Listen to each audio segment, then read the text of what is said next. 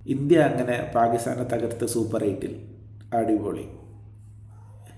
ആരും പ്രതീക്ഷിച്ചിട്ടുണ്ടാവില്ല അങ്ങനത്തെ ഒരു വൺ സൈഡ് ഗെയിം ആവുന്നൊന്നല്ലേ. എന്തായാലും ഇഷാൻ കിഷനെ സെലക്ട് ചെയ്ത BCCക്ക് വലിയൊരു സല്യൂട്ട്. ഇഷാൻ കിഷൻ കഴിഞ്ഞ 3 കളിയിലും ഏകദേശം ആദ്യത്തെ കളിയിൽ മാത്രമാണ് അധികം റൺ എടുക്കാത്തത്. രണ്ടാമത്തും മൂന്നാമത്തേലും നല്ല കളി കളിച്ച്, എസ്പെഷ്യലി ഇന്നലെ പ്രത്യേകിച്ച് ആ പിച്ചിൽ ഇഷാൻ കിഷൻ്റെ ബ്രില്യൻ ബാറ്റിംഗ് സ്കിൽസ് ഉള്ളതുകൊണ്ടാണ് ഇന്ത്യക്ക് നല്ല ഫാസ്റ്റ് റൺ റേറ്റ് കിട്ടിയത്. ഏകദേശം 10 വെച്ചിട്ടാണ് പോയത്. പുള്ളിക്കാരൻ പോകുമ്പോൾ ഇന്ത്യൻ്റെ സ്കോറും പിന്നെ പുള്ളിക്കാരൻ്റെ സ്കോറും ഏകദേശം 10 റണ്ണിൻ്റെ ഗ്യാപ്പുകളും. ബുംറേൻ്റെ ബോളിങ് എടുത്തു പറയേണ്ടത് തന്നെയാണ്. ആദ്യത്തെ ബോളിൽ തന്നെ 6 പോയിട്ടുണ്ടെങ്കിലും അതൊരു ലക്കി 6 ആണ്. രണ്ടാമത്തെ ബോളിൽ തന്നെ കക്ഷി ലൈനും ലെങ്ത്തും മാറ്റി എറിഞ്ഞ് സ്പോട്ടോ കറക്റ്റ് പ്ലം LP. അതുകൂടാതെ തന്നെ ലാസ്റ്റ് ബോളിൽ തന്നെ അവരെ ക്യാപ്റ്റൻ്റെ വിക്കറ്റും. എന്തുകൊണ്ടും ഇന്ത്യയുടെ ദിവസമായിരുന്നു ഇന്നലെ. അതുപോലെ തന്നെ സ്പിന്നേഴ്സായാലും നല്ലോണം ബോൾ ചെയ്തിട്ടുണ്ട്. ഇപ്പോൾ കുൽദീപ് ആയാലും വരുൺ ആയാലും അക്സർ പട്ടേൽ ആയാലും.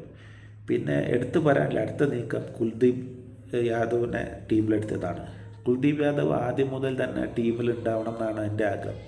എന്തുകൊണ്ടും വാഷിംഗ്ടൺ സുന്ദറിനെക്കാട്ടിയും വാഷിംഗ്ടൺ സുന്ദർ ബാറ്റ് ചെയ്യുകയാണെങ്കിൽ പോലും 2020 ഒരു പ്ലെയർ ആയിട്ട് കൂട്ടാവില്ല വാഷിംഗ്ടൺ സുന്ദർ. പ്രത്യേകിച്ച് ആ കക്ഷി ടെസ്റ്റ് ലെവൽ കളിക്കുന്ന ഒരു പ്ലെയറാണ്. എന്നാലും 2020 കക്ഷി ടീമിൽ തന്നെ വേണമെന്ന് എനിക്കില്ല എൻ്റെ അഭിപ്രായത്തിൽ. കാരണം കുൽദീപ് യാദവിനെ പോലത്തെ ഒരു ബോളർ എന്തായാലും ഇന്ത്യൻ ടീമിൽ കളിക്കണം. അത് ശ്രീലങ്കയിൽ പിച്ചായാലും ശരി, ഇന്ത്യയിൽ പിച്ചായാലും ശരി.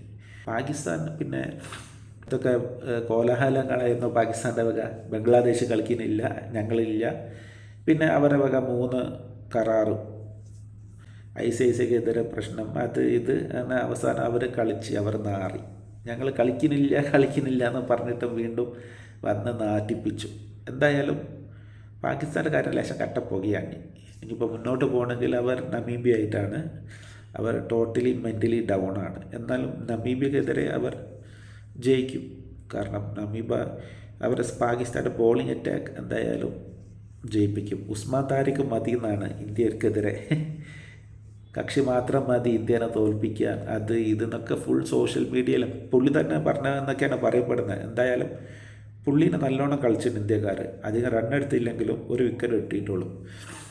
സൂര്യകുമാർ യാദവിൻ്റെ ബാക്ക് ഫുള്ളിൽ 2-3 ഷോട്ട് എടുത്ത് പറയാനുള്ളത് തന്നെയാണ്. പ്രത്യേകിച്ചും ഉസ്മാൻ താരിഖിനെതിരെ ഉള്ള ഷോട്ടുകൾ. ഇതിൽ നെഗറ്റീവ് കണ്ടത് ഇത്ര നല്ലൊരു സ്റ്റാർട്ട് കിട്ടിയിട്ടും ഇന്ത്യ 200ന്റെ മേലെ അടിക്കാത്തത് മോശമായിപ്പോയി. അത് നമുക്ക് വളരെ നല്ല ടാലൻറ്റഡ് പ്ലെയേഴ്സ് ഉണ്ട് എന്നൊക്കെയാണ് മിഡിൽ ഓർഡറിൽ പറയുന്നത്. ഞാൻ വീണ്ടും പറയുകയാണ്, ഇന്ത്യൻ്റെ മിഡിൽ ഓർഡർ വളരെ വീക്കാണ്. ശിവൻ ദുബെ, റിങ്കു സിംഗ്, ഹാർദിക് പാണ്ഡ്യ, സൂര്യകുമാർ യാദവ് ഇവരൊക്കെയാണല്ലോ ഇപ്പോഴത്തെ, തിലക് വർമ്മ ഇവരൊക്കെയാണല്ലോ ഇപ്പോഴത്തെ മിഡിൽ ഓർഡർ. പക്ഷേ എന്തായാലും ശ്രേയസ് അയ്യർ ആ മിഡിൽ ഓർഡറിൽ നിർബന്ധമാണ്. അതുപോലെ തന്നെ KL രാഹുലും. ഇവർ 2 പേരും കൂടി ആ എക്സ്പീരിയൻസ് ഉണ്ടെങ്കിൽ ഇന്ത്യ വളരെ സ്ട്രോങ് ആവുന്നു.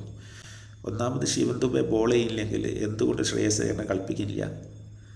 അത് ഗംഭീറിൻ്റെ വലിയൊരു നെഗറ്റീവായ ഒരു നീക്കമാണ്. എനിക്ക് തോന്നുന്നില്ല ഈ ഒരു ടീം എത്ര പോയാലും ഈ വേൾഡ് കപ്പ് അടിക്കുന്നു. മാക്സിമം സെമിൻ്റെ അപ്പുറം ഫൈനൽ ബോളും കളിക്കുന്ന എനിക്ക് തോന്നുന്നില്ല.